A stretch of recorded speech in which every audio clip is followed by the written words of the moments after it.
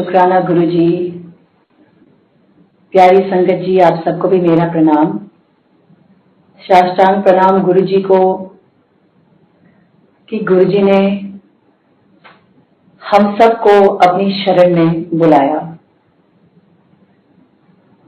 Thank you also गुरुजी कि आपने ही मौका दिया है आपकी शरण में आने का और आपसे जुड़े सत्संग सुनाने का। शुक्राना गुरुजी, अनंतम शुक्राना। संगत जी, it's my pleasure to share Guruji satsang today. और मैं अपने और अपने फैमिली की जर्नी गुरुजी के साथ, जो कि गुरुजी ने इनिशिएट की और गुरुजी की ग्रेस से आज तक बनी हुई है, वो शेयर करूंगी गुरुजी की आज्ञा से। गुरुजी कोई भूल चूक हो जाए मुझसे तो मुझे माफ करना।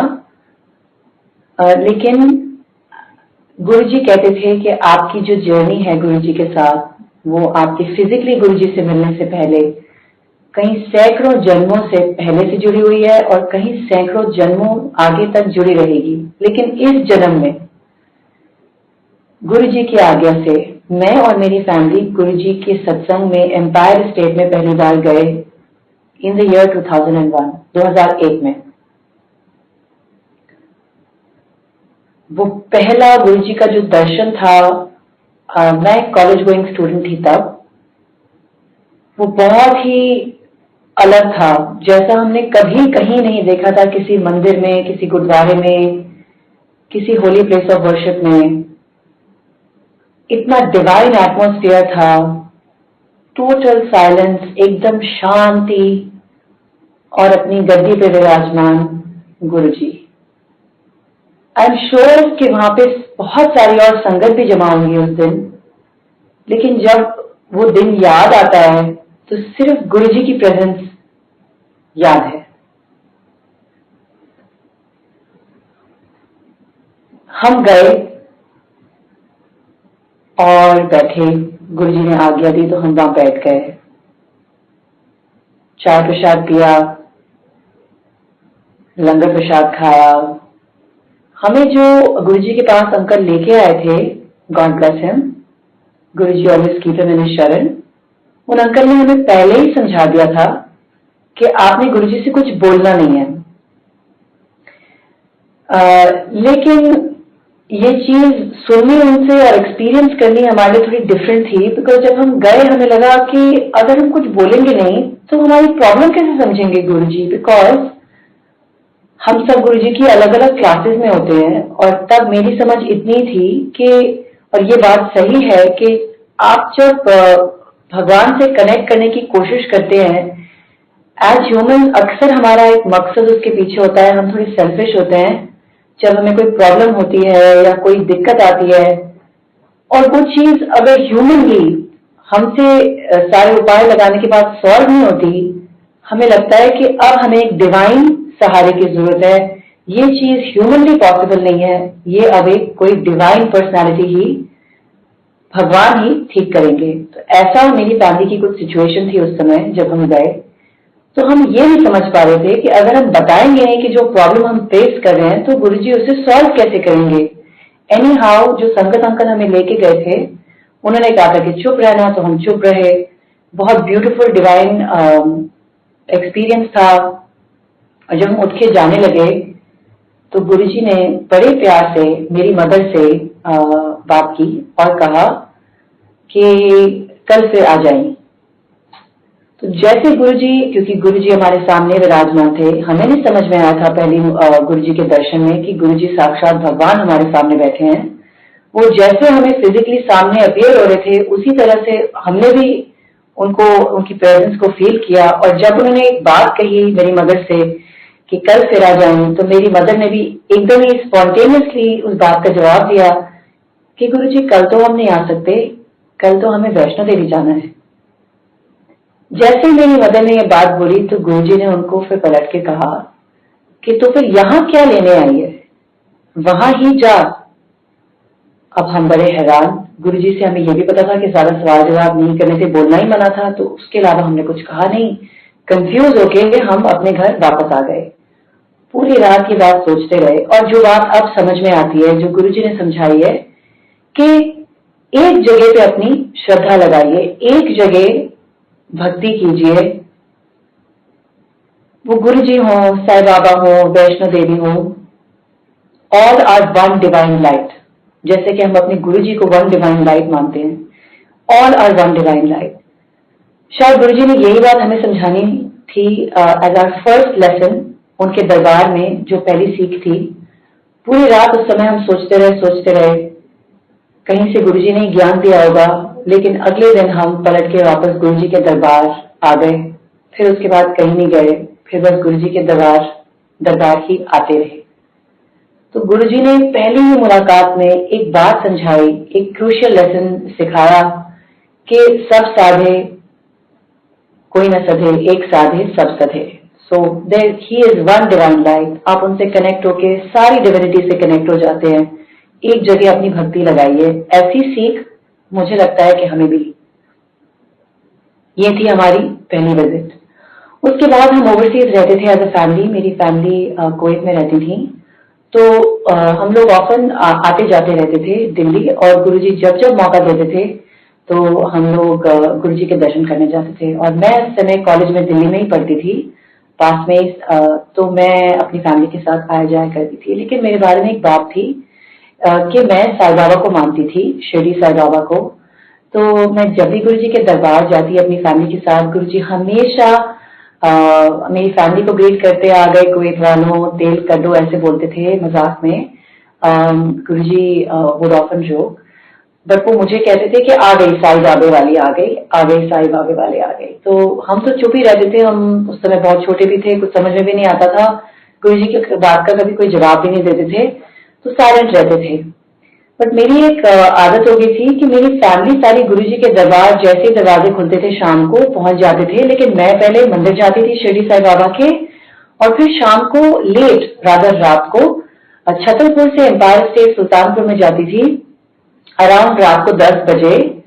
कभी ऑटो में, कभी कभार बस में, कभी जैसे कॉलेज स्टूडेंट होते हैं कभी ऑटो में बैठ गए कैसे भी, या कभी किसी फ्रेंड ने ड्रॉप कर दिया। बहुत ही लापरवाह तरीके से गुरुजी के वहां जाते थे 10 बजे। उस समय यूजुअली लंगर भी खत्म हो जाता था, एंड यूजुअली गुरुजी कुछ नहीं कहते थे। इतने हमारे गुरुजी काइंड, मैग्निफिसेंट, मैग्नानिमस हैं। वो हमेशा ही आपको अपने बच्चों की तरह ट्रीट करते हैं। गुरुजी के दरबार में हर एक के लिए जगह है, और नौटी बच्चों के लिए भी जगह है ही। तो गुरुजी कभी कुछ कहते नहीं थे। हम चाहे कितनी लेट क्यों ना जाते थे, गुरुजी प्यार से लंगर खिलाते थे, और फैमिली के साथ हम आज्ञा लेके वापस जाते थे। लेकिन एक दिन क्या हुआ कि जब मैं रात को 10 बजे गुरुजी के दरबार में पहुंची हूँ, तो वहां पे आज्ञा लेने की लाइन लगी हुई थी, और आज्ञा लेने की लाइन में काफी आगे तक, मतलब पीछे तक आ चुकी थी, तो मैं उसमें एकदम पीछे लगी हुई थी। पहली बार सुना कि गुरुजी जोर जोर से कुछ बोल रहे हैं। तब तक तो हमेशा साइलेंस का एटमोस्फेयर रहता था, और गुरुजी जब किसी संगत से बात भी करते थे तो हमें पीछे तक आवाज नहीं आती थी। लेकिन आज मुझे ऐसा लगा कि जैसे गुरुजी जोर जोर से कोई बात बोल रहे हैं। फिर धीरे धीरे मैंने देखा कि सारी संगत आसपास अगल बगल जो बैठी हैं, और मेरे से आगे जो लाइन में क्यू में लगी हैं, वो सब मुड़ के मुझे देखना शुरू हो गई। तो मुझे लगा कि, और क्योंकि हम पंजाबी नहीं बोलते थे एज अ फैमिली, तो मुझे भी समझ में नहीं आया कि गुरुजी क्या बोल रहे हैं पंजाबी में। It was very clear. ये तो समझ में आ रहा था कि गुरुजी जिरकी लगा रहे हैं, गुरुजी गुस्सा है किसी बात से, या किसी बात से नाराज हैं। और मैं फिर और घबरा गई, क्योंकि मुझे रियलाइज हुआ सबके देखने पे कि शायद गुरुजी मुझे से नाराज हैं। और मैं जोर जोर से रोना शुरू हो गई, और मैं वहां से भाग गई बाहर। और मैं बाहर जाके खूब रोई, और पीछे से मेरी मदर आई भागती भागती, और एक संगत के अंकल भी आए, गॉड ब्लेस हिम। तो मेरी मदर आई और कहने लगी, आप कहाँ हो बेटा? शाम से गुरुजी आपका बार बार पूछ रहे हैं, आप मोबाइल भी नहीं उठा रहे हो। गुरुजी मुझे कितनी बार पूछ चुके हैं आपका। मैंने कहा, आप तो जानते ही हो कि मैं जाती हूँ साईं बाबा के मंदिर, और इसके मैं लेट हो गई। तो मेरी मदर ने कहा कि नहीं, पता नहीं क्या बात है, आज गुरुजी शाम से ही तेरा पूछ रहे हैं, पता नहीं आप कहाँ हो, क्यों नहीं आए। तो फिर मैंने एक बात कही, और अंकल भी, एक संगत के जो अंकल थे, मुझे समझा रहे थे। मैंने कहा मैं अंदर नहीं जाऊंगी फिर से आज्ञा लेने, बिकॉज मुझे बहुत डर लग रहा है, गुरुजी फिर से डांट लगाएंगे। बट आज्ञा लेने का टाइम था, और घर तो जाना ही था। तो दोनों अंकल ने और मेरी मदर ने समझाया कि नहीं, गुरुजी हमारे बड़े हैं, और उनसे आज्ञा तो जरूर लेनी है। तो प्यार से, थोड़ा डांट से दोनों मुझे समझा रहे थे। किसी तरीके से उन्होंने मुझे समझा दिया। मैं बहुत डरते डरते वापस अंदर गई, गुरुजी के दर्शन करने, और मुझे लगा ओ माय गॉड, मैं मतलब अंदर से रोने के लिए तैयार थी, मुझे लगा फिर से डांट पड़ेगी। बट लेकिन जैसे ही मैं गुरुजी के सामने गई और आज्ञा लेने का टाइम आया, मैं झुकी नीचे गुरुजी के पैर पड़ने के लिए, गुरुजी ने इतनी बड़ी स्माइल दी, जैसे कि वो एकदम रेडिएंट, उनका पूरा फेस जैसे चमक रहा था, एक डिवाइन लाइट थी, जैसे एकदम स्माइल उनकी ईयर टू ईयर जैसे कहते हैं, इतनी बड़ी स्माइल देके गुरुजी ने अपना हाथ आगे किया, मुझसे हाथ मिलाया और स्माइल करते हुए कहते हैं जा ऐश कर, जैसे कि वो मुझसे बहुत ही खुश हो किसी बात से।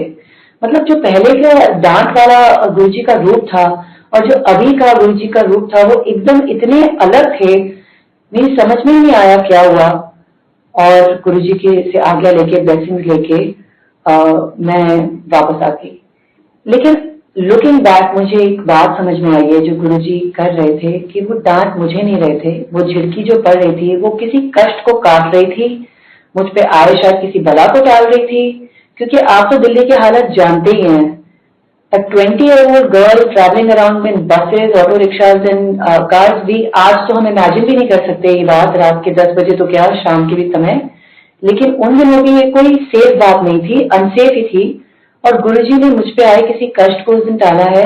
मैं इस बात का धन्यवाद गुरुजी से आज तक करती हूँ, क्योंकि हमें समझ में भी नहीं आ रहा होता कि हम क्या गलतियां, क्या रिस्क ले रहे होते हैं लाइफ में, लेकिन आपको प्रोटेक्ट करने वाले, आपको उस समय भी संभालने वाले, जो आपको पता भी नहीं है कि आप रिस्क में हैं, वो सिर्फ गुरुजी हैं।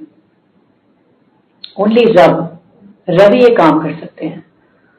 एक जगह पे बैठ के हर जगह पे होना, ये किसकी निशानी है? एक जगह पे बैठ के अपनी संगत की, दुनिया की किसी भी कोने में प्रोटेक्शन करना, ये सिर्फ भगवान की एक क्वालिटी है, जो कि हमारे गुरुजी हैं। तो ऐसे ही केयर फ्री और मौजे करते करते, जैसे कि मैंने आपसे कहा, मैं कॉलेज में थी, मेरे पेरेंट्स बहुत सीरियसली जाके गुरुजी के वहां ध्यान लगाते थे, मैं एकदम नॉन सीरियस थी, नॉटी बच्चे जिसे आप कहते हैं।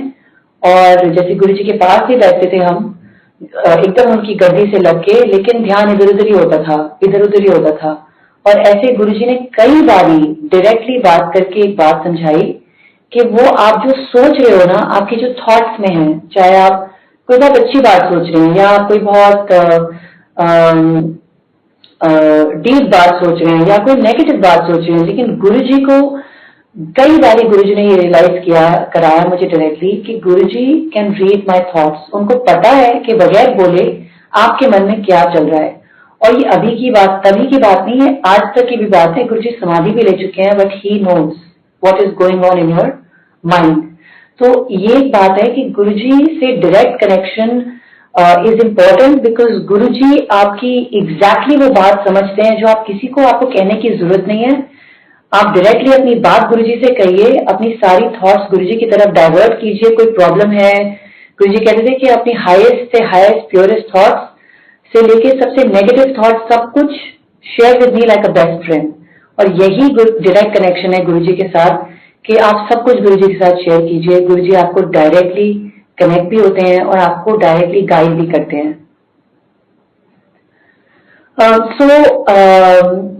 अब शुरू हुआ टाइम ऑफ माय हीलिंग। जब हम गुरुजी के पास जाते हैं, हमें पता भी नहीं होता कि हमारे अंदर क्या क्या ऐब हैं, हमारी कितनी हीलिंग होनी है।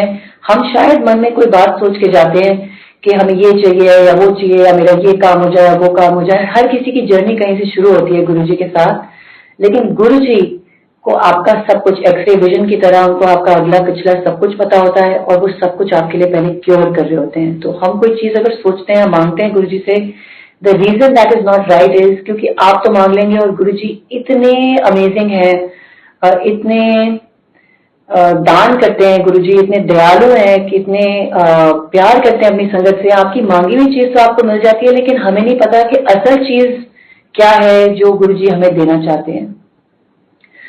तो ऐसी एक बात हुई कि मेरी राइट आई में बार बार एक ऑपरेशन होता था। मेरा 3 बार ऑपरेशन हो चुका था, और बार बार वो प्रॉब्लम वापस आती थी, और फिर से मेरी आंख बेसिकली स्वेलअप हो जाती थी, सूजन आ जाती थी, और एक आंख बंद हो जाती थी। तो उसको वापस खोलने के लिए एक तरीके से ओपन आई सर्जरी करनी पड़ती थी। तीसरी सर्जरी तक मैं खुद भी बहुत परेशान हो गई थी, और इस बारी तीसरी सर्जरी में डॉक्टर ने खुद ही हमसे कह दिया, एक नया डॉक्टर के पास हम दिल्ली में गए थे और उन्होंने कहा कि ये सर्जरी सॉरी खराब हो गई, कल आ जाइएगा ठीक कराने। तो जो प्रॉब्लम आंख की थी वो और भी खराब हो गई। और उस दिन उन्होंने हमको मतलब मेरी और मेरी मदर को डॉक्टर ने हॉस्पिटल से रिलीज किया, लेकिन मेरी एक आंख पे पट्टी बंधी हुई थी पायरेट्स की तरह। तो ये पट्टी बांध के शाम का समय था, थर्सडे फ्राइडे सैटरडे संडे, हमें सारे दिनों को परमिशन थी गुरुजी की दरबार जाने की, क्योंकि हम लोग इंडिया में रहते नहीं थे। तो जब आते थे तो गुरुजी चारों दिनों दर्शन करने की आज्ञा देते थे। तो उस दिन एक संगत डे था, गुरुजी का डे था, तो हम लोग सीधा हॉस्पिटल से पट्टी बंधवा के गुरुजी के पास पहुंचे। अब क्योंकि हॉस्पिटल से आ रहे थे तो लेट हो गया था और गुरुजी के वहां 9 बजे लंगर लग जाता था। तो ऐसे लंगर लगने ही को था, हम आके बैठे तो संगत में जैसे अगर आप देखते हैं किसी को पट्टी इतनी बड़ी लगा के आंख पे आ रहे, तो ये चीज बहुत विजिबल होती है। तो जैसे ही लंगर खुला और गुरुजी ने आज्ञा दी, हम बैठे लंगर खाने के लिए। तो जो आस पास संगत बैठे थे उन्होंने पूछा मेरी मदर से कि ओ नो, ये आपकी बेटी को क्या हो गया। तो उसी समय गुरुजी के पैर दबा रही सेवा करती एक आंटी पास में बैठी थी जो बातें हमारी सुन रही थी। तो मेरी मदर ने संगत आंटी को कहा कि देखिए ना, इन्होंने फलाने फलाने हॉस्पिटल में मेरी बेटी की आंख की सर्जरी खराब कर दी है, अब तो गुरुजी इसको ठीक करेंगे। तो जो दूसरी आंटी गुरुजी की सेवा करी थी, उन्होंने ये बात सुनी और उन्होंने कहा, ये देखिए गुरुजी, ये आ जाते हैं सर्जरी कराने से पहले तो उन्होंने आपसे पूछा नहीं, लेकिन अब आपको देखो ना ठीक करने के लिए कह रहे हैं जब सब बिगड़ गया है। लेकिन संगत कभी मजाक में या किसी भी वजह से कोई भी बात कह सकते हैं, लेकिन गुरुजी कभी किसी को जज नहीं करते थे और गुरुजी के दरबार में कोई भी सही या गलत स्टेप्स नहीं होते थे। आपको बस गुरुजी को प्यार से अप्रोच करना था और है, और गुरुजी आपके लिए सब कुछ, सारी आपके जो इश्यूज हैं, सारी आपके जो प्रॉब्लम्स हैं, वो अपने आप बने बिना कहे बिना मांगे सॉल्व करते हैं। तो आंटी ने तो मजाक में ये बात कह दी, लेकिन गुरुजी ने बड़े प्यार से मेरी मदर को कहा कि जाओ एक कलश लेके आओ। तो हम अगले दिन एक कलश लेके गए। मैं आपको शॉर्ट में ये सारे सत्संग सुना रही हूँ। शॉर्ट में ये है कि गुरुजी ने कहा कलश लेके आइए, तो हम जल्दबाजी में जो कलश मिला ले आए। जैसे ही गुरुजी ने देखा, उन्होंने कहा कि ये कलश नहीं हो सकता, और आंटी ने हमको समझाया कि कलश एकदम शाइनिंग होना चाहिए। तो आज भी कोशिश होनी चाहिए या रहती है कलश की शाइनिंग रहे, क्योंकि आप जानते हैं कि कॉपर के कलश होते हैं वो ऑक्सीडाइज होते हैं, लेकिन उनको साफ करना और शाइनिंग क्लीन रखना ये गुरुजी की आज्ञा थी, और इस आज्ञा एक हुक्म था और इस हुक्म का पालन करना चाहिए। तो ये गुरुजी ने डायरेक्टली समझाया अपने वर्ड से कि कलश एकदम शाइनिंग होना चाहिए। फिर अगले दिन हम एकदम साफ शाइनिंग कलश लेके आए। संगत जी, गुरुजी ने कलश ब्लेस करके दिया। उस कलश से मैं आज तक आधे का पानी पी रही हूँ जैसे कि गुरुजी ने हुक्म दिया था, और आधे से नहा रही हूँ। और उस कलश के पानी को पीते पीते आज कितने साल हो गए हैं, और मैं कभी उस सर्जरी को ठीक कराने नहीं गई वापस। जो मेरी आंख पे पट्टी बंधी थी, कलश के पानी पीते पीते पहले आंख की सूजन कम हुई, फिर उसके बाद पट्टी उतरी, और उसके बाद वो दिन आज का दिन है, ऑलमोस्ट 15-20 साल हो गए हैं, कभी मेरी आंख में वो प्रॉब्लम फिर से नहीं आई। बस गुरुजी का जो कलश है वही एक उपाय है जो मैं आज तक कर रही हूँ। सो टू से कि ये गुरुजी की जो ब्लेसिंग्स होती हैं, चाहे वो डायरेक्ट किसी और हुक्म में, किसी और उपाय में रूप लेती हैं या कलश का रूप लेती हैं, लेकिन ये एक डिवाइन ब्लेसिंग है। जो चीज मेडिकल साइंस नहीं कर सकती, आपके लिए वो चीज गुरुजी की ब्लेसिंग्स करती हैं, कभी कलश के फॉर्म में या कोई और बताए हुए फॉर्म में। और इसके कई सैकड़ों एग्जाम्पल संगत में ऑलरेडी अवेलेबल है, लेकिन ये मेरा पर्सनल एक्सपीरियंस है कि कलश के होते हुए मुझे अपनी आंख की खराब हुई सर्जरी को कभी ठीक नहीं कराना पड़ा। आज हम वीडियो पे नहीं है, लेकिन मेरी आंखें दोनों बिल्कुल परफेक्टली फाइन है। जय गुरुजी, आपका प्रणाम गुरुजी, शुक्राना। गुरुजी मोस्टली जब हम एम्पायर स्टेट में गुरुजी के दर्शन करने जाते थे उन दिनों, तो एम्पायर स्टेट में ही हमारे दर्शन होते थे। जो फंक्शन डेज होते थे बड़े वाले, न्यू ईयर पे हो गए एक्सेट्रा, गुरु पूर्णिमा पे, वो बड़े मंदिर में मनाए जाते थे। तो ऐसे करते करते हमारे लिए मंदिर, जैसे हम जहाँ माथा टेकने गुरुजी बुलाते थे, उस समय एम्पायर स्टेट जाते थे। तो एक बारी क्या हुआ कि जैसे कि मैंने आपको बताया, हम लोग इंडिया से बाहर रहते थे, तो मेरा एक इंटरव्यू कॉल आया इंडिया, लेकिन वो इंटरव्यू कॉल लंदन की एक यूनिवर्सिटी के लिए था जहाँ मुझे मास्टर्स पढ़ने जाना था। तो मुझे लगा, और उन दिनों एक लो कॉस्ट एयरलाइन चलती थी, आप सुबह जाके शाम को वापस आ सकते थे। तो मेरे को लगा कि मैं सुबह जाऊंगी और शाम को वापस आ जाऊंगी। फैमिली में भी किसी को इन्फॉर्म नहीं करूंगी, क्योंकि एक दिन में दिल्ली में बहुत सारी जगहों पे जाना मिलना वगैरह थोड़ा मुश्किल होता है। तो मैंने अपने एक कजन ब्रदर को इन्फॉर्म किया कि मुझे एयरपोर्ट से ले लेना, इंटरव्यू पे ड्रॉप कर देना और फिर वापस एयरपोर्ट ड्रॉप कर देना। तो ऐसे मैं एक दिन के लिए सिर्फ इंडिया आई, दिल्ली आई, और गुरुजी की पुल एक ऐसी स्ट्रॉन्ग पुल थी कि despite being young and not so connected at that time, जो कि मैं सोचती थी कि शायद मेरे पेरेंट्स ज्यादा कनेक्टेड होंगे उस समय, लेकिन जब हम एम्पायर स्टेट क्रॉस कर रहे थे एयरपोर्ट के रास्ते में, तो एक अंदर से जैसे एक हार्ट की आपकी कॉल होती है कि आप शायद गुरुजी को रियलाइज करें ना करें, आप शायद गुरुजी को वर्चुअली या एक्चुअली सरेंडर करें ना करें, लेकिन अंदर से आपका एक इमोशनल कनेक्शन होता है गुरुजी के साथ। और एक मुझे ऐसे फील हुआ कि मुझे गुरुजी के से दर्शन किए बने गुरुजी के, मुझे वापस नहीं जाना चाहिए। तो मैंने अपने कजन से कहा, और ऐसे ही कहा कि प्लीज गुरुजी के वहां चलते हैं, माथा टेक के, वरना वैसे ही घर पे बहुत डांट पड़ेगी। ऐसे करके मैंने उसको जस्टिफिकेशन दी। But the pull was emotional, without even knowing कि क्यों मैं ऐसा करना चाहती हूँ। गुरुजी के मंदिर आया और हम गुरुजी के मंदिर में दोनों जाके गुरुजी के दर्शन करने बैठ गए। तो हम जाके पीछे बैठ गए, क्योंकि गुरुजी तो हमेशा जब भी हम लोग दर्शन करते थे गुरुजी की फैमिली के साथ, तो मेरे मदर या फादर से ही बात होती थी, तो हमें तो कोई एक्सपेक्टेशन भी नहीं थी। हम तो माथा टेक के और गुरुजी के दर्शन करके एयरपोर्ट को निकलने को थे। तो जैसे ही हम जाके बैठे तो गुरुजी ने इशारे से हमें बुलाया। तो मेरा कजन तो उठा नहीं, और मुझे भी पहले लगा कि मुझे तो नहीं बुला रहे होंगे गुरुजी, बिकॉज आई मीन एक्सपेक्टेड नहीं था। फिर दूसरी बात ये आई कि नहीं, एक्चुअली गुरुजी वाकई मुझे ही बुला रहे हैं। फिर मुझे लगा कि मैं गुरुजी की बात कैसे समझूंगी, क्योंकि गुरुजी तो पंजाबी बोलते हैं और मुझे तो पंजाबी आती ही नहीं। तो एक ये बात ये भी थी। तो फिर मैंने कहा कि अच्छा ठीक है, तो मैं आगे गई गुरुजी के पास और सुनने लगी कि गुरुजी क्या कह रहे हैं। उसके बाद संगत जी समथिंग अमेजिंग हैपेंड, जो मुझे समझ ही नहीं आया। लेकिन जैसे मैंने आपसे कहा था, गुरुजी से आप डायरेक्ट कनेक्ट कर सकते हैं। गुरुजी को एक्चुअली सब कुछ पता होता है टेलीपैथिकली कि आपके साथ, आपके अंदर और आपके साथ आपकी लाइफ में क्या चल रहा है। तो गुरुजी ने पंजाबी में बोला, लेकिन मैं आपको हिंदी में सुनाऊंगी कि अच्छा तो तू कैसे आई। तो मैंने अपना मुंह खोला ये बताने के लिए कि मैं बताऊंगी कुछ के इंटरव्यू में ऐसे कुछ। मैंने अपना मुंह खोला ही था, मैंने कुछ बोला नहीं, मेरे मुंह से एक वर्ड नहीं निकला। उतने में गुरुजी ने खुद ही जवाब दे दिया, और गुरुजी कहते हैं अच्छा अच्छा अच्छा इंटरव्यू देने आई है, अच्छा। फिर गुरुजी ने एक सेकंड सोचा, फिर गुरुजी कहते हैं हाँ वहां तो तेरी एडमिशन पक्की है। तो फिर से मैंने कहा थैंक यू गुरुजी, ऐसे कुछ मैंने बोला। फिर गुरुजी कहते हैं कि हाँ फाइनेंस अच्छी लाइन है। मुझे लगा कि फिर मैं कंफ्यूज हो गई, बिकॉज मैंने फाइनेंस में अप्लाई नहीं किया था एक्चुअली मास्टर्स के लिए। तो मुझे लगा कि फिर मैंने कुछ बोला नहीं, क्योंकि मुझे लगा कि शायद मैंने गलत सुना होगा। तो गुरुजी ने फिर से रिपीट किया, हाँ ठीक है फाइनेंस अच्छी लाइन रहेगी। और फिर जैसे गुरुजी ने आगे दे दी तो मैं जाके पीछे बैठ गई। मुझे समझ ही नहीं आया, मेरे को लगा कि मैंने एक डिफरेंट लाइन में स्ट्रैटेजी में और एचआर में अप्लाई किया है, तो ये कैसे हो गया। लेकिन देखिए संगत जी, गुरुजी की बात पत्थर की लकीर होती है। उसके बाद मैं वापस चली गई अपनी होम कंट्री, इंडिया मैंने छोड़ दिया। कई महीने बीत गए, उस यूनिवर्सिटी की एडमिशन डेडलाइन आके चली गई, मेरा एडमिशन हुआ नहीं। मैंने उनसे कांटेक्ट किया और कहा कि आप मेरा एडमिशन, क्या हुआ मेरे एडमिशन का। तो उन्होंने कहा एक्चुअली हम डिसीजन नहीं ले पा रहे हैं, आप वेट लिस्ट पे हैं। क्योंकि I was one of the youngest candidates जो उन्होंने अप्लाई किया था, तो उनका ये मानना था और फीडबैक था कि आप रुक के भी अप्लाई कर सकते हैं, आपको अभी अप्लाई करने की क्या जरूरत है। तो मैं रुक के बैठ गई, मुझे लगा पता नहीं यहाँ होगा कि नहीं होगा एडमिशन।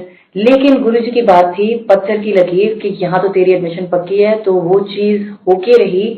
और एडमिशन के बाद जो वेट लिस्ट की डेडलाइन थी वो भी आके चली गई, लेकिन फाइनली उनका कॉल आया और उन्होंने कहा कि you are admitted to this university.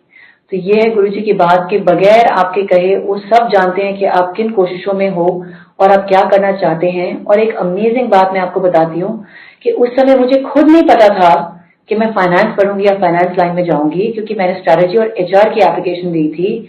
लेकिन अगेन गुरुजी की बात पत्थर की लकीर, जो गुरुजी ने कहा था बिल्कुल वैसे हुआ। मैं आपको 15 साल आगे की बात बता रही हूँ कि मेरा पूरा प्रोफाइल और सारा प्रोफेशनल एक्सपीरियंस फाइनेंस में हुआ है गुरुजी की ग्रेस से। सो जो चीज आपके प्रोफेशनल करियर डेवलपमेंट में आगे होने वाली थी, ये भी गुरुजी को उस समय पता था जब हम सिर्फ स्टूडेंट्स थे या स्टूडेंट्स बनने की एडमिशन ले रहे थे। सो ये कौन कर सकते हैं, सिर्फ गुरुजी कर सकते हैं। उनकी एक अमेजिंग डिविनिटी जो है, उनको सब कुछ आपका अगला पिछला पता है। वो आपको हर चीज के लिए ब्लेस कर रहे होते हैं, लेकिन हमें असल चीज मांगनी होती है, जॉब, एडमिशन, ये वो एटसेट्रा। कभी नहीं मांगनी होती गुरुजी से, बिकॉज ये सब तो आनी जानी चीजें हैं, अगर होनी होंगी और गुरुजी को लगेगा आपके लिए सही है तो वैसे ही दिलवा देंगे। असल चीज होती है गुरुजी के साथ कनेक्शन मांगना, उनके साथ उनका नाम मांगना, उनसे जुड़े रहने की इच्छा, एक इमोशन होना, वही सबसे असल चीज है। और एक यही चीज काम आती है, और कोई चीज लाइफ में काम नहीं आती। अब मैं आपको बताती हूँ क्यों।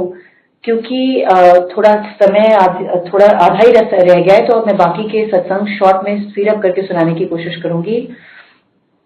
मेरा एडमिशन हो गया और मैं लंदन चली गई। जब मैं लंदन चली गई तो उसके बाद जो पहली छुट्टियां थी उनमें मैं 2006 जनवरी में वापस दिल्ली आई। और जब वापस दर्शन करके हॉलिडे मना के स्टडीज के लिए वापस जाने का प्रोग्राम आया, तो पहले गुरुजी ने एडमिशन तो करा ही दिया था। इस बारी जब आज्ञा ली गुरुजी से, तो चली, रात का लेट समय था और चंद संगत रह गई थी, और गुरुजी जैसे अपने रूम से गद्दी तक आ रहे थे, तो बीच में जब हम सारी संगत उनके पैर पांव पड़ रहे थे और आज्ञा ले रहे थे, तो जब मेरा नंबर आया तो मेरी मदर मुझे ना पीछे से कह रही थी कि बता देना गुरुजी को कि आज तुम जा रहे हो वापस, you are going back to London, तुम्हारी फ्लाइट है। तो मैं मन ही मन सोच रही थी कि गुरुजी को तो पता ही होगा, बताने की क्या जरूरत है, बट फिर आप मदर से आगे। तो मैंने गुरुजी को धीरे से, हेजिटेटिंगली, थोड़ा डरते डराते बोल दिया कि गुरुजी आज मेरी लंदन की फ्लाइट है, ऐसे एकदम धीरे। तो मैं इस समय गुरुजी के झुकी हुई थी गुरुजी के आगे, तो गुरुजी ने लाउडली बोला कि अच्छा तो फिर जा मुंडा फंसा। तो सारी संगत हंसी और मुझे लगा कि मैंने शायद ध्यान से सुना नहीं है, बिकॉज मुझे लगा कि ये नहीं हो सकता कि गुरुजी ने ऐसा कुछ बोला होगा, क्योंकि हमारी अपनी एक लिमिटेड अंडरस्टैंडिंग होती है। तो फिर गुरुजी ने, उनको तो पता ही था कि आपके माइंड में क्या चल रहा है, तो मैंने माइंड में सोचा कि शायद गुरुजी ने ऐसा नहीं बोला। तो डाउट क्लियर करने के लिए गुरुजी ने फिर से लाउडली ये बात बोली कि जा मुंडा फंसा। बट गुरुजी, तो मैं कंफ्यूज होके फ्लाइट चढ़ के लंदन आ तो गई दिल्ली से, बट मेरी समझ में नहीं आया कि गुरुजी ने क्या बोला, क्योंकि ऐसी कोई बात भी नहीं थी। ऐसा वाकई देयर वाज नो, मतलब ऐसा कुछ नहीं था कि देयर वाज अ बॉय और अ फ्रेंड या कुछ भी। तो मुझे लगा कि गुरुजी ने ऐसी बात क्यों बोली मेरे लिए, बट गुरुजी को तो सब पता ही होता है। विद इन 1 मंथ मेरे जो फ्यूचर हस्बैंड हैं वो अपीयर हुए, वो मेरे सीनियर थे उसी कॉलेज में जहां मैं पढ़ रही थी। और जैसे ही वो आए तो मैंने अपनी मदर से कहा कि माँ आप गुरुजी से पूछो ऐसे ऐसे है। तो आप देखिए, लंदन में मैं पहली बार अपने टू बी हस्बैंड से मिली भी नहीं थी, just was introduced as student. और मैंने अपनी मदर से पूछा, उन्होंने गुरुजी को अप्रोच किया, और जैसे ही वो उन्होंने गुरुजी से अप्रोच किया, गुरुजी ने कहा कि उसको बोलो गो है, और शादी वहीं पे होनी है, is a very good boy, very good family. तो दिल्ली बैठे बैठे गुरुजी मतलब एक यंग गर्ल को पढ़ाई की ब्लेसिंग दे सकते हैं, मैरिज की ब्लेसिंग दे सकते हैं। और मेरी मदर ने खासतौर पे मुझे एक बात याद दिलाई थी कहने के लिए संगत में, शायद आप में से सुन रहे किसी संगत के लिए एक मैसेज हो, कि इन द इनिशियल डेज जब मैं स्टूडेंट होती थी तो मेरी मदर और फादर जैसे कि बोलते ही हैं, हमेशा गुरुजी से पूछते कि गुरुजी इसकी शादी करा दो, गुरुजी इसकी शादी करा दो। तो गुरुजी हमेशा मेरी तरफ देखते थे, और जैसे मैं उनके सामने साइलेंटली बैठती थी, but mentally I was not ready, और मैं हमेशा ही, मतलब मेरा ना होता था। गुरुजी हमेशा बगैर मुझसे फिजिकली पूछे मेरे जवाब मेरे पेरेंट्स को देते थे कि नहीं अभी टाइम नहीं है, नहीं अभी ये करना नहीं चाहती। उनको हमेशा ही पता होता था। तो एक बात मैंने अपनी मदर से कही थी, उनको टालने के लिए एक बार ही कही थी कि गुरुजी से, माय मदर यूज्ड टू से कि आप बेटा आप शादी कब करोगे, आपको कर लेना चाहिए, अब you know time is right, ये वो। तो मैंने एक बार अपनी मदर को एक 20 पॉइंट्स की लिस्ट बना के मजाक में दी थी संगत जी कि नहीं मुझे ना मेरी रिक्वायरमेंट्स बहुत लॉन्ग है, तो आई नीड यू नो, मैं इन सब बातों में मानती नहीं हूँ, बट ऐसे ही अपनी मदर को थोड़ा बिजी रखने के लिए मैंने कहा कि you know boy should be a Brahmin, he should have a sister, he should be non smoking, he should have gone to this university, he should have done this degree, he should be working here, he should have this kind of background. मतलब मैंने सब एक लंबी 20 points की very detail list बना दी कि जैसे कोई इम्पॉसिबल लिस्ट हो, ताकि मम्मी थोड़ी बिजी हो जाए और बार बार मुझसे शादी का पूछना भूल जाए। यू वोंट बिलीव इट संगत जी, जब फाइनली गुरुजी ने ब्लेस किया शादी के लिए, तो जो मेरे देन और अब करंट और टर्न फ्यूचर हस्बैंड थे, वो एग्जैक्टली उसी लिस्ट के क्राइटेरिया को मैच करते थे। तो जो बात मैंने अपनी मदर को कभी घर पे बताई होगी ऑलमोस्ट मजाक में, वो गुरुजी को कैसे पता लगी, उन्होंने कैसे ऐसा लड़का अरेंज किया, ये सब गुरुजी के मिरेकल्स हैं। हम सोच भी नहीं सकते कि गुरुजी आपको क्या ब्लेस करना चाह रहे हैं। हमें सिर्फ गुरुजी से डायरेक्टली कनेक्टेड रहना चाहिए, उनको ध्यान करना चाहिए, और उनके बारे में कैसे इमोशनली हम उनसे कनेक्ट करें ये सोचना चाहिए। बाकी सारे आपके जो फिजिकल काम होते हैं लाइफ के, जॉब, पढ़ाई और मैरिज, चिल्ड्रन, उन सब के लिए गुरुजी आपको ब्लेस करते हैं और बगैर मांगे ब्लेस करते हैं। अब गुरुजी ने मेरी शादी भी करा दी और अब ईयर 2007 आ गया जब गुरुजी ने समाधि ले ली। जब गुरुजी ने समाधि ली, क्योंकि हमारी लिमिटेड अंडरस्टैंडिंग होती है, हम फिजिकली लिमिटेड ह्यूमन बीइंग्स होते हैं, तो नॉट ओनली मी, मेरी फैमिली में सब लोग एंड आई एम श्योर सारी संगत जी भी, उन्होंने गुरुजी को बहुत मिस किया, बहुत ज्यादा मिस किया। हमें ऐसा लगा जैसे हमारी जिंदगी में से पता नहीं बस लाइफ फोर्स मिसिंग हो गई है। और मैं लंदन में रहती थी उस समय और बहुत गुरुजी को मिस करती थी। और समाधि लेने से पहले गुरुजी ने मेरी मदर को एक सेवा दी थी। उन्होंने कहा था कि सत्संग कराया कर, लंगर खिलाया कर। तो मेरी मदर ने हमारी होम कंट्री में जाके ये सेवा शुरू कर दी थी, लेकिन लंदन में ऐसा कोई सत्संग था नहीं। मैंने बहुत ढूंढा, मैंने सोचा, और मैं बस रोती रहती थी घर पे गुरुजी को याद करके कि गुरुजी आप कहाँ गए, गुरुजी आप कहाँ गए। लेकिन गुरुजी तो कहीं नहीं गए, गुरुजी यही हैं हम सबके बीच एंड बिल्कुल ही बगैर फिजिकल लिमिटेशंस के। तो ये बात गुरुजी ने रियलाइज की एक रात को, ऑलमोस्ट गुरुजी की समाधि के 1 साल बाद गुरुजी ने मुझे ड्रीम दर्शन दिए, जिसमें बेसिकली लॉन्ग स्टोरी शॉर्ट, मैंने एक गाड़ी देखी जिसको गुरुजी चला रहे हैं और गुरुजी ने मुझे उसमें गाड़ी में बिठा लिया। अब इसका क्या मतलब होना था वो हमको अगले 5 साल में समझ में आया, बिकॉज उस ड्रीम दर्शन के तुरंत विदिन 6 मंथ्स मेरी सिस्टर ने मुझे लंदन में विजिट किया और उसने कहा कि हम गुरुजी को इतना मिस करते हैं, वहां ममा भी सत्संग करा रही हैं, हम यहाँ पे सत्संग करा लेते हैं। तो जो मेरी यंगर सिस्टर है, उसको गुरुजी हमेशा देख के बोलते थे, हम दोनों को जब हम दरबार में आते थे गुरुजी हमेशा कहते थे, कौन बड़ी, तू बड़ी कि तू बड़ी, क्योंकि क्रोनोलॉजिकली और हाइट में भी मैं अपनी सिस्टर से बड़ी हूँ, लेकिन स्पिरिचुअली मेरी सिस्टर मुझसे बड़ी है। मैं बहुत सारी बातें अपनी सिस्टर से सीखती हूँ। तो संगत जी, मेरी सिस्टर ने, मेरी यंगर सिस्टर ने, जिसको गुरुजी बड़ी सिस्टर बोलते थे, उसने आके लंदन में कहा कि सत्संग शुरू करते हैं। जब पहला सत्संग शुरू किया, सिर्फ मेरी सिस्टर, मैं और मेरे हस्बैंड थे। हमारे घर में हमने गुरुजी का सिंपल चाय, लंगर प्रसाद, कड़ा प्रसाद बना के सत्संग शुरू किया और हमने एक बात शेयर की अपनी मदर से कि आज हमने यहाँ लंदन में भी सत्संग शुरू किया है। उसके अगले हफ्ते मेरी सिस्टर चली गई वापस, वो यूएस में रहती है। तो मैंने गुरुजी से बात की मेंटली और मैंने कहा, गुरुजी देखिए, आज मेरे हस्बैंड भी लेट आएंगे ऑफिस से, सिर्फ आप और मैं होंगे, तो नो प्रॉमिसेस, आज हम बैठेंगे आप और मैं, और लेकिन हो सकता है कि अगले हफ्ते मैं भी लेट हो जाऊं ऑफिस से, तो फिर अगले हफ्ते से नहीं करेंगे। ऐसा मैंने गुरुजी से मैं बात कर रही थी और अगेन चाय प्रसाद बनाया, मंत्र जाप किया, कड़ा प्रसाद बनाया। उन दिनों तो खाना भी नहीं ठीक से बनाना आता था। तो ये हमारी स्टेज थी। उसके बाद Sanjay ji, something amazing happened. मैंने गुरुजी से कहा कि गुरुजी अगले हफ्ते कुछ कह नहीं सकते, क्या होगा, सत्संग होगा कि नहीं होगा। एंड गुरुजी अपने आप संगत के फोन आने शुरू हो गए। एक संगत आंटी, जिनको मैं बहुत टाइम से खुद फोन कर रही थी कि आपको कुछ सत्संग के बारे में पता है, उन्होंने खुद मुझे फोन किया, कहा आपने सत्संग शुरू कराया, अच्छा मैं इस हफ्ते आना चाहती हूँ। एक और अंकल थे, वो मेरे ही कॉलेज में स्टूडेंट थे, उनको भी मैंने बुलाने की कोशिश की थी पहले, उनका जवाब इतने दिनों तक नहीं आया। उन्होंने वापस फोन किया कि अगले सत्संग मैं आ रहा हूँ। एंड ऐसे करते करते पहले 3-4 जो गुरुजी की संगत चोजन थी, उन्होंने लंदन संगत में आके शिरकत की, हमारा सत्संग हुआ गुरुजी का। एंड उसके बाद दिस वाज द ईयर अप्रैल 2009। अप्रैल 2009 में गुरुजी ने सत्संग शुरू कराया ऑन अ थर्सडे इवनिंग, और उसके बाद फॉर 6 इयर्स टिल 2015, जब तक गुरुजी ने मेरा स्थान नहीं बदला, लंदन से मुझे सिंगापुर नहीं शिफ्ट किया, हर थर्सडे को शाम 7 बजे गुरुजी का सत्संग हुआ है। गुरुजी ने अपने आप ही सत्संग शुरू करा दिया। जो लंदन में हम लोग सत्संग ढूंढते रहते थे कि किसके साथ करें, ओवर दो 6 इयर्स गुरुजी ने पूरा गुरु परिवार बना दिया लंदन में। और इतने सारे गुरुजी ने ब्लेसिंग्स शावर की लंदन संगत में, जिनकी शादी नहीं हो रही थी उनकी शादी कराई, जिनके बच्चे नहीं हो रहे थे उनके बच्चे कराए, जिनकी मेजर डिजीज थी उनको क्योर किया। ये सारे संगत के मिरेकल्स हमने अपनी आंखों के सामने होते ऐसे प्ले आउट किए कि जैसे फिजिकली गुरुजी हमारे साथ उन संगत में थे, सत्संग में थे, कि जैसे जब हम एम्पायर स्टेट में जाते थे और गुरुजी के दर्शन करते थे, जब वो फिजिकली प्रेजेंट थे, हमने वो सारे गुरुजी के दर्शन लंदन में एक्सपीरियंस किए। और यहां से गुरुजी ने समझा दिया कि Guruji is not limited by physical space. Guruji किसी स्थान या किसी एक जगह पे नहीं है, गुरुजी भगवान है, वो हर स्थान पे और हर जगह में है।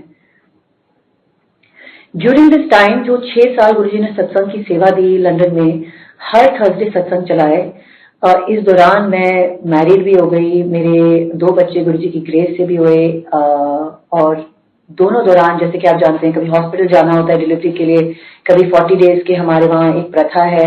लेकिन ड्यूरिंग दिस टाइम गुरुजी अपने आप ही संगत भेजते रहे। गुरुजी ब्लेस द लंदन संगत, वो आते रहे, वो गुरुजी की सेवा करते रहे। हम में से कोई भी कुछ नहीं कर रहा था, सब कराने वाले गुरुजी थे। हमारा कोई उसमें श्रेय नहीं है, लेकिन कोई अपनी मर्जी से सत्संग में आ नहीं सकता, कोई अपनी मर्जी से सत्संग करा नहीं सकता, और कोई अपनी मर्जी से सत्संग से जा नहीं सकता। आपकी ये सारी जो 3 चीजें हैं सत्संग रिलेटेड, ये कंप्लीटली गुरुजी के कंट्रोल में है। हमारा सत्संग में आना या किसी का भी आना, सत्संग करवाना, और सत्संग को जितनी टाइम तक आप अटेंड कर पाते हो, ये सारी चीजें गुरुजी प्री डिटर्मिन करके भेजते हैं, उनके हाथ में होती है। तो बहुत बड़ी महा ब्लेसिंग होती है सत्संग अटेंड कर पाना। और यही एक चीज है जो हमें गुरुजी से मांगनी है कि गुरुजी प्लीज हमें सत्संग अटेंड कराते रहिए, हमें सत्संग में रखिए, आपके साथ जूम पे रखिए, अपने घर में, अपने स्थान, पूजा के स्थान पे रखिए, कहीं पर भी रखिए, फिजिकली बड़े सत्संग जब होते थे उनमें रखिए, लेकिन प्लीज गुरुजी हमें जोड़े रखें, हमें आपका दर्शन होता रहे, हम आपसे कनेक्टेड होते रहें डायरेक्टली। तो शॉर्ट में एक और सत्संग, 2 सत्संग है रिलेटेड टू मेरे दोनों बच्चों के नाम। जब मेरा पहला बेबी होने वाला था तो गुरुजी ने मेरा बर्थडे 12 अक्टूबर को होता है। गुरुजी ने ईयर 2010 12 अक्टूबर को मेरी सिस्टर को दर्शन दिए रात को 3 बारी। वो यूएस में रहती थी, मैं लंदन में रहती थी, और उसको दिखाया कि मेरे पास एक बेबी है। तो सुबह बर्थडे विश करने के लिए जब मेरी सिस्टर ने मुझे कॉल किया तो उसने कहा कि हैप्पी बर्थडे, और एक बर्थडे गिफ्ट है गुरुजी की तरफ से।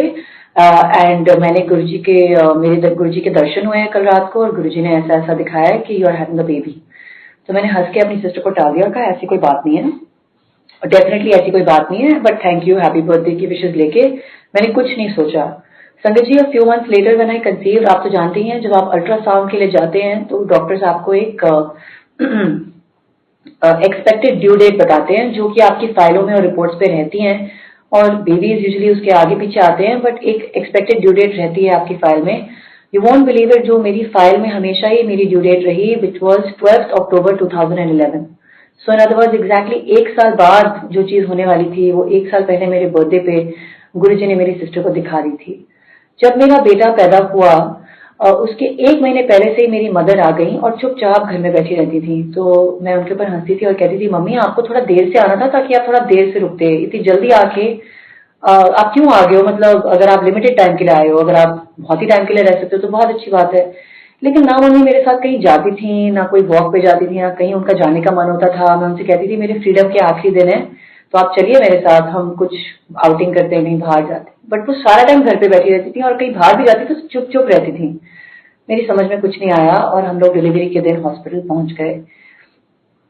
जब हम हॉस्पिटल पहुंच गए तो लॉन्ग स्टोरी शॉर्ट, मेरे लेबर में एक कॉम्प्लिकेशन आ गई। जहां सब कुछ स्मूथली जा रहा था, सडनली उन्होंने कहा कि बेबी का हार्ट बीट नहीं मिल रहा है, और मुझे इमरजेंसी के लिए ऑपरेशन थिएटर में ले गए। मेरे हस्बैंड से पेपर साइन करा लिया। मेरी mother through out this time operation theatre तक जाने तक मेरे साथ रूम में थी, बट ऑपरेशन थिएटर में जब मैं गई तो मुझे आवाजें आने लग गई कि बेबी का हार्ट बीट नहीं मिल रहा, इमरजेंसी इमरजेंसी अलार्म बज रहे थे। तो मैं ना कांपने लगी, और कांप कांप के मैं जो ऑपरेटिंग ट्रॉली होती है उससे मेरी ना शरीर ऊपर बार बार हिलने लगा। तो उस समय मुझे किसी की आवाज आई बड़ी काइंडली कि अगर आप स्ट्रेस करोगे तो आपका बेबी भी स्ट्रेस करेगा। तो मेरी बात समझ में आ गई कि सिचुएशन बहुत सीरियस है, और मुझे फिर ध्यान आया क्योंकि हम लोग लेबर रूम में गुरुजी के शब्द सुन ही रहे थे, मंत्र जाप चल रहा था, कि यहाँ ऑपरेटिंग थिएटर में मेरे पास गुरुजी की ना फोटो थी ना कुछ था। मैंने तुरंत आंखें बंद की और मैंने गुरुजी से कनेक्शन किया, और मैंने उस समय कुछ प्रे भी नहीं किया क्योंकि आप इतने घबराए होते हैं, आपको कुछ समझ में नहीं आता। बट मैं सिर्फ गुरुजी के ध्यान किया और गुरुजी से कनेक्ट हुई। दूर से कुछ आवाजें आई और जैसे जैसे डॉक्टर्स ने कहा वैसे मैंने किया, और बेबी वॉज बॉर्न। तो मैं बहुत डरी हुई थी क्योंकि मैंने सुना था कि अगर बेबी को हार्ट ब्रेक की या कोई ऑक्सीजन की कमी हो जाती है तो उनकी डेवलपमेंट पे, या बेबी नॉर्मल नहीं होता, या कुछ भी हो सकती है, कॉम्प्लिकेशन हो सकती है। ऐसे मुझे कुछ घबराहट थी। तो जब तक बेबी मेरे हाथों में नहीं आया मैं थोड़ी घबराई हुई थी। लेकिन जैसे गुरुजी के काम होते हैं, जैसे ही बेबी आया तो डॉक्टर ने कहा कांग्रेचुलेशन, आपका बेबी बॉय हुआ है, परफेक्टली नॉर्मल, 10 on 10 एक स्कोर होता है आपका का। तो मैं बड़ी हैरान हुई। मैंने कहा पर डॉक्टर मैं तो इतनी घबराई हुई थी, आपने कहा था कि हार्ट बीट नहीं मिल रहा। तो डॉक्टर कहते हैं हाँ हमें भी समझ में नहीं आया प्रॉब्लम क्या हुई, हमें लगता है कि मशीन मैल फंक्शन हो गई। लेकिन संगत जी, मशीन मैल फंक्शन होना ना होना तो एक बात है, लेकिन गुरुजी पे आपने जहां ध्यान लगाया है वो गुरुजी आपकी अरदास कभी खाली नहीं जाने देते। मैंने तो उसी समय ध्यान लगाया जब सारी प्रॉब्लम आ चुकी थी, बट जो मेरी मदर ने हमें बाद में शेयर किया, उनको मेरी डिलीवरी से 1 महीने पहले गुरुजी ने दर्शन देके दिखा दिया था कि कुछ इमरजेंसी होने वाली है, कुछ पेपर साइन होंगे। तो माय मदर हैड अंडरस्टूड कि कोई कॉम्प्लिकेशन आने वाली है, तो वो 1 महीने से आके लंदन में हमारे साथ रह के सिर्फ और सिर्फ मंत्र जाप कर रही थी। मंत्र जाप में इतना पावर होता है कि कोई न्यू लाइफ जो आने वाली होती है, अगर उसके साथ भी एसोसिएटेड कोई कॉम्प्लिकेशन हो सकती हैं, तो वो पहले से ही गुरुजी टाल देते हैं। तो मेरी मदर ने सिर्फ और सिर्फ वो कहती है 1 महीने मंत्र जाप किया, इसलिए वो इतनी साइलेंट रहती थी। और मंत्र जाप से वी बिलीव कि मेरा बेटा गुरुजी की ग्रेस से सिलेक्टेड सोल्स होते हैं जो बच्चे गुरुजी की ग्रेस से आते हैं, और आई थैंक्स टू गुरुजी, शुक्राना गुरुजी कि उन्होंने ये प्रसाद मुझे दिया। और इस समय एक और बात हुई कि गुरुजी ने डिलीवरी के समय उसका नाम भी दिखाया। हमने 3 नाम सिलेक्ट किए थे, मैंने और मेरे हस्बैंड ने, और उन 3 नामों में से सारे 3 नाम गुरुजी ने दिखाए जैसे मूवी स्क्रीन पे आते हैं और चले जाते हैं गुरुजी की मूर्त के सामने। और एक बेबी था और उसके सामने एक नाम आके रुका, और फिर वही नाम ईशान हमने हमारे बेबी बॉय का रखा। ऐसे ही जब मेरी डॉटर पैदा हुई तो गुरुजी के का संकेत एक्सपेक्टेड था और हम बहुत पॉजिटिव और होपफुल थे कि गुरुजी नाम बताएंगे। लेकिन मेरी मदर ने एक चीज कही डिलीवरी के एक दिन पहले। उन्होंने कहा कि गुरुजी नाम क्यों बताएंगे, क्योंकि गुरुजी तो ऑलरेडी एक नाम दे चुके हैं। तो मैं बड़ी हैरान हुई, मैंने कहा गुरुजी ने कब नाम दिया? तो मेरी मदर ने एक बात याद दिलाई कि मेरे गुरुजी ने ना मेरी मदर का नाम गौरी आंटी रखा हुआ है, तो मेरी mother is known as Gauri aunty. Guruji ने उनका नाम चेंज किया है, लेकिन इससे पहले उन्होंने एक नाम दिया था मम्मी को कई साल पहले जब मैं गुरुजी के पास जाना शुरू किया था, दैट वाज मीरा। तो उस समय मेरी मदर मतलब फॉर एनी रीजन उन्होंने कुछ सोचा होगा या झिझक थी, बट उन्होंने नाम चेंज नहीं किया। एंड फाइनली गुरुजी जब टाइम आया चेंज करने का नाम, तब गुरुजी ने नाम गौरी रख दिया। सो ऐसे मेरी मदर का नाम तो चेंज था, तो मेरी मदर ने मुझे याद दिलाया मेरी डॉटर के होते समय कि एक नाम गुरुजी दे चुके हैं, वो है मीरा। बट मैं मानने को तैयार नहीं थी, मुझे लगा कि नहीं गुरुजी को इंडिकेशन देंगे, क्योंकि मेरा मन था मेरी डॉटर को नूर नाम देने का, because as we know Noor means light, और मुझे नाम का मीनिंग बहुत पसंद था। तो मैं होप कर रही थी कि सब अग्री कर जाएंगे फैमिली में नूर नाम रखने के लिए, या गुरुजी अपने आप से ही मोहर दे देंगे नाम रखने की। लेकिन ऐसा कुछ नहीं हुआ। 2 दिन हो गए, मेरे हस्बैंड ने कहा कि अब बेबी को घर जाना है, आपको नाम बताना पड़ेगा। तो मैंने कहा गुरुजी आपने क्यों नाम नहीं दिया? मैं डायरेक्टली उनसे बात कर रही थी अपने आप ही हॉस्पिटल रूम में। तो मैं जैसे कि होता है, मैंने कहा चलिए एक बार ही चेक करते हैं, शायद मम्मी की बात सही थी, गुरुजी नाम दे चुके हैं इसलिए इस बार नाम नहीं बता रहे। तो मैंने अपने फोन पे गूगल में खोला और देखा, और जो पहली मीरा नाम की स्पेलिंग आई मेरे सामने, that was MEIRA, name meaning in Hebrew light, इसका मतलब है रोशनी। तो ये एक अमेजिंग एक्सपीरियंस था कि गुरुजी ने जो नाम का मीनिंग मुझे चाहिए था वो मीरा नाम में दिखा दिया। उसके बाद मैं कभी भी गूगल पे जाऊं और सर्च करूं वो सेम रिजल्ट आता नहीं है, लेकिन इट्स अ फैक्ट कि इसी चीज को देख के फिर मेरी बेटी का नाम अब गुरुजी का देवा नाम मीरा है। शुक्राना गुरुजी। और अब नाम से रिलेटेड जो हमारे पास रिमेनिंग समय है उसमें मैं एक अपनी मदर का सत्संग शेयर करना चाहूंगी। गुरुजी किसी वजह से नाम चेंज करते थे। वो हमेशा मेरी मदर से कहते थे कि अपना टेवा किसी को भी दिखा ले, 55 साल के बियॉन्ड तेरी लाइफ नहीं है। तो मेरी मदर की रियली और जन्म कुंडली में बहुत लंबी लाइफ लिखी नहीं थी। She was aware of this, पर उन्होंने ये बात हमसे शेयर की नहीं थी। ऑन Feb 3rd of 2019 मैं ऑस्ट्रेलिया एक हॉलिडे के लिए गई थी सिंगापुर से। मेरी सिस्टर यूएस में थी और मेरे पेरेंट्स इंडिया में थे किसी काम से, और उस दिन उनको फ्लाइट पकड़ के वापस कुवैत जाना था जहां हम रहते हैं। आप यकीन नहीं करेंगे, शाम 7 बजे ऑस्ट्रेलिया टाइम मैंने एक रेस्टोरेंट में एंटर किया जहाँ शिव भजन चल रहे थे। तो ये पहला संकेत था गुरुजी की प्रेजेंस का, जो कि आप ऑस्ट्रेलिया में एक्सपेक्ट नहीं कर सकते। हम किसी बहुत दूर जगह गए थे, और विद इन 15 मिनट्स मेरे डैड का फोन आया कि बेटा आपकी मम्मी की तबीयत बहुत खराब हो गई है, डॉक्टर्स ने कहा है कि कोई उम्मीद नहीं है, आप लोग फैमिली को बुला लीजिए। अब शॉक मैं आपको बता नहीं सकती कि वो शॉक क्या था कि मदर को एकदम से सडनली क्या हो गया। मैं इतनी शॉक में थी कि मेरे हस्बैंड ने फ्लाइट बुकिंग की, और अपने मन को शांत करने के लिए, क्योंकि ऑस्ट्रेलिया से कुवैत तक पहुंचना एक और 20 घंटे 24 घंटे की जर्नी होने वाली थी और तब तक कोई न्यूज नहीं आने वाली थी, कुछ नहीं। मैंने अपने मन को काम करने के लिए गुरुजी की ग्रंथ पढ़ने का सोचा, लेकिन गुरुजी की ग्रंथ मेरे पास थी नहीं, मैं ट्रैवलिंग में थी, मंदिर से लेके नहीं आई थी अपने साथ। तो मैंने सोचा मैं ऑनलाइन पढ़ूंगी गुरुजी के वेबसाइट पे। और जो मैंने पहला गुरुजी का सत्संग उस दिन जाके उस वेबसाइट पे पढ़ा, जो कि मैंने सोचा था कि जो पहले पेज पे पहला सत्संग खुलेगा, मैं कोई वहम नहीं पालूंगी, कोई सिलेक्शन नहीं करूंगी, जो पहला पहला खुलता गया लिंक वहीं पे हम पढ़ते जाएंगे। और जो पहला लिंक खुला, गुरुजी की जो सेकंड उन्होंने इंडिकेशन दी अपनी प्रेजेंस की, वो सत्संग was labelled Guruji gives my mother a new life. अब हमने फ्लाइट बोर्ड की और ऑस्ट्रेलिया से सिंगापुर तक आधे रास्ते जब पहुंचे तो घर फोन किया पता करने के लिए, तो पापा ने कहा बेटा she has been placed on ECMO. Google जिंदाबाद। जब हमने एक्मो देखा तो पता लगा that is artificial life support. कुछ समझ में नहीं आ रहा था, इतना डर भी लग रहा था और शॉक में भी थे। मंत्र जाप करते करते वो लंबी फ्लाइट दी थी और हम लोग पहुंच गए वापस कुवैत। मैं, मेरी सिस्टर, मेरे हस्बैंड, मेरे बच्चे, हम सब मेरे फादर के पास पहुंच गए। मॉम को जब हमने आईसीयू में देखा, उनके सर से लेके पांव तक इतनी ट्यूब्स लगी थी कि देखना भी मुश्किल था और मंत्र जाप के अलावा हम कुछ कर नहीं सकते थे। हमें तो आईसीयू में जाना भी अलाउड नहीं था। हम बस घंटों बाहर आईसीयू के बैठ के वेट करते रहते थे कि कोई न्यूज देंगे डॉक्टर, बट रोज डॉक्टर्स न्यूज देते थे कि नो इम्प्रूवमेंट। उनकी लंग्स 100% ऑलमोस्ट 100% फेल हो चुकी थी, काम ही नहीं कर रही थी, इसलिए उनको एक आर्टिफिशियल लाइफ सपोर्ट जो लंग्स को बाईपास करती थी वो लगाया गया था। 2 दिन बाद मेरी मदर का मोबाइल लेके घूमते रहते थे, क्योंकि मदर तो थी नहीं, तो पता नहीं फॉर सम रीजन उनका मोबाइल हमारे पास था, उसमें बैटरी भी थी समहाउ, और वो फोन बजा और एक अंकल का फोन आया हरियाणा से। एंड यू वोंट बिलीव संगत जी, उन्होंने कहा कि आप गौरी त्यागी की फैमिली से बोल रहे हैं। तो हमने कहा जी, लेकिन वो इस वक्त बहुत बीमार है, वो फोन पे नहीं आ सकती। तो उन्होंने कहा कोई बात नहीं, आप फैमिली मेंबर होके भी हेल्प कर सकते हो। एक्चुअली हरियाणा गजेट ऑफिस से बोल रहा हूँ और उनके नाम चेंज का एक लास्ट ऑफिशियल स्टेप रह गया था, तो उसकी पेमेंट हमको क्लियर नहीं हुई थी, क्या आप पेमेंट भिजवा सकते हैं? संगत जी, इमीडिएटली वी रियलाइज गुरु जी की जो बात थी नाम चेंज करने की, कि ऑलमोस्ट जो सब लोग मेरी मदर को गौरी आंटी के नाम से जानते थे, लेकिन वो कंप्लीट नहीं हुआ था नेम चेंज। तो हमने इमीडिएटली ये चीज सॉल्व की और मेरी मदर का जो रिकवरी प्रोसेस था, गुरु जी की ग्रेस से मम्मी को न्यू लाइफ उन्होंने देनी चाहिए थी, ये बात तो क्लियर थी।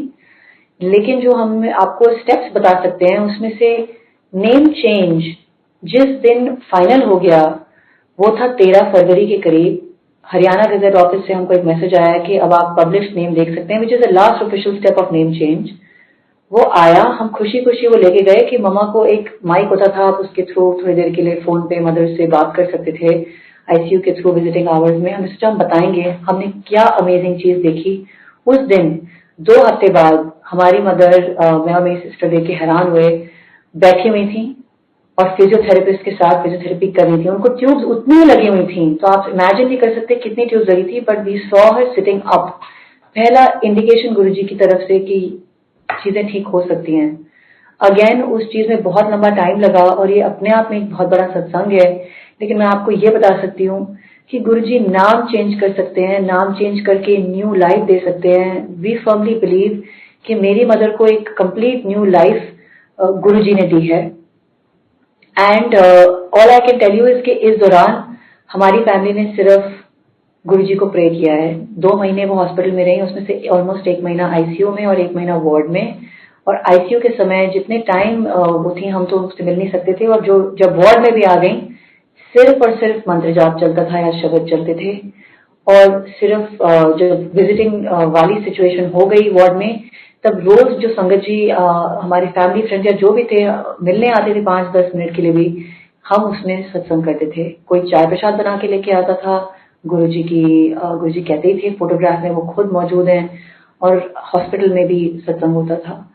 सो आप गुरुजी में अपना ध्यान लगाइए, आप गुरुजी की बाह पकड़िए, लेकिन मंत्र जाप any time is the most important element. हमें सिर्फ और सिर्फ गुरुजी के साथ डायरेक्ट कनेक्शन जोड़ना है और उनसे कनेक्ट होना है, और इसका एकमात्र माध्यम है अपने आप डायरेक्टली, बगैर आपको किसी और चीज के और सहारे की जरूरत, मंत्र जाप कीजिए, गुरुजी से डायरेक्टली बात कीजिए। मेंटली आपको मन में जो भी चल रहा है बताना है, वैसे तो गुरुजी खुद ही जानते हैं, लेकिन पाठ करने का एक ये भी तरीका है कि आप गुरुजी से बातें कीजिए और आपका 5, 10, 15, 30 मिनट का भी पाठ कब कंप्लीट हो जाएगा आपको पता नहीं लगेगा। और आप इसमें आपसे गुरुजी से अपनी सारी प्रॉब्लम शेयर कर सकते हैं, सारी अचीवमेंट शेयर कर सकते हैं, जो कुछ भी आप फेस कर रहे हैं वो सब अपना बेस्ट फ्रेंड, अपने फादर, अपने मदर, अपने क्लोजेस्ट फ्रेंड, अपने ब्रदर सिस्टर समझ के, गुरुजी को अपना सब कुछ समझ के आप उनसे शेयर कर सकते हैं। क्योंकि देखिए, डॉक्टर्स अपना एक काम करते हैं और फैमिली मेंबर्स प्रेयर के अलावा कुछ नहीं कर सकते। हम तो कुछ भी नहीं कर सके थे मेरी मदर के लिए, लेकिन जब हम कुछ ना कर सके, जब हम अपनी मदर के पास भी नहीं थे, उस समय उनको मौत के मुंह से वापस बचा के नई जिंदगी देने वाले सिर्फ और सिर्फ गुरुजी हैं। सो अगर गुरुजी किसी को न्यू लाइफ दे सकते हैं, आने वाली न्यू लाइफ के ऊपर जो संकट है उसे टाल सकते हैं, तो गुरुजी कुछ भी कर सकते हैं। हमें चाहिए कि हम गुरुजी से फिजिकल मटेरियलिस्टिक चीजें मांगने की बजाय उनसे असल चीज मांगे, वो है नाम। उनसे कनेक्ट करें मंत्र जाप के थ्रू, और जितनी श्रद्धा से हो सके उनका सत्संग अटेंड करें, अपने आप अकेले या फिजिकली संगत के साथ या जूम पे। आजकल तो ऑनलाइन पूरी दुनिया में सत्संग चल रहे हैं। और चाय प्रसाद पीजिए, ये ब्लेसिंग है, ये हीलिंग है। लंगर प्रसाद खाइए, ये ब्लेसिंग है, ये हीलिंग है।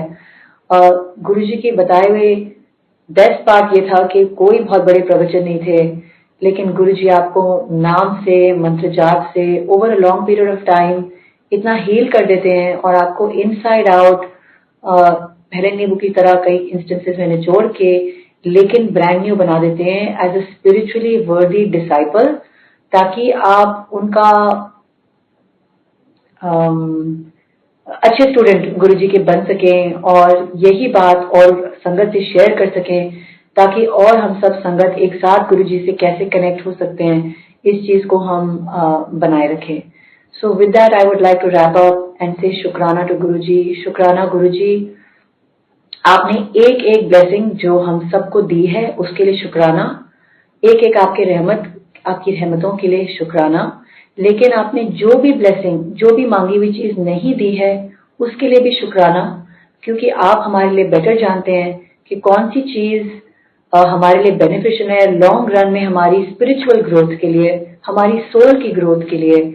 और प्लीज गुरुजी हमें ब्लेसिंग दीजिए कि हम नाम जप करते रहें, मंत्र जाप करते रहें, आपसे कनेक्ट करते रहें और सत्संग में जितना हो सके पार्टिसिपेट कर सके, या वन ऑन वन आपके साथ, या सत्संग में लाइव जुड़ के ऑनलाइन, या फिजिकली सत्संग ऑर्गेनाइज करके। बिकॉज हम और कोई भी काम कर लें लाइफ में गुरुजी, जॉब, पढ़ाई लिखाई, फैमिली की सेवा, वो सब एक तरफ है, लेकिन आपके साथ जो हमारा कनेक्शन है वो डिवाइन है, वो इटर्नल है, वो हमेशा रहना है।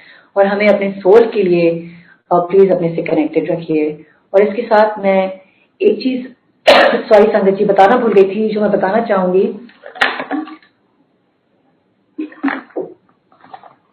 जाते जाते, कि गुरु जी ने एक बात even as a young girl मुझे बार बार बुला के जो अपने वर्ड से समझाई थी, मैं आपके साथ शेयर करना चाहती हूँ। गुरु जी हमेशा कहते थे कि फैमिली में माँ बाप बच्चों की सेवा करें, बच्चे मिलके माँ बाप की सेवा करें, तब जाके गुरु बीच में बैठता है। और एक और बात वो बताते थे कि जैसे आप अगर घर पे लड़ाई करके सत्संग में आके अटेंड कर रहे हैं तो उस दिन ब्लेसिंग 0 है। ये दो बातें हैं जो गुरुजी बार बार मुझे बुला के, जैसे कि मैंने आपसे कहा यूजुअली फैमिली से बात करते थे, लेकिन बार बार गुरुजी बुला के बात समझाते थे। तो मुझे लगता है कि ये एक मैसेज है सारी संगत के लिए कि अगर हम फैमिली में एज ए यूनिट एक दूसरे की सेवा कर रहे हैं, यही गुरुजी का बताया हुआ उपाय है, तब गुरुजी प्रसन्न है, तब गुरुजी हम सबके बीच में बैठे हैं और तब गुरुजी हमारी फैमिली यूनिट को चला रहे हैं। सो शुक्राना गुरुजी, ऐसे ही हम सबको आपसे जोड़े रखना और हमारी इंडिविजुअल सबकी, सारी संगत की फैमिली यूनिट्स में आप हमेशा विराजमान रहें। शुक्राना गुरुजी, शुक्राना गुरुजी, शुक्राना गुरुजी।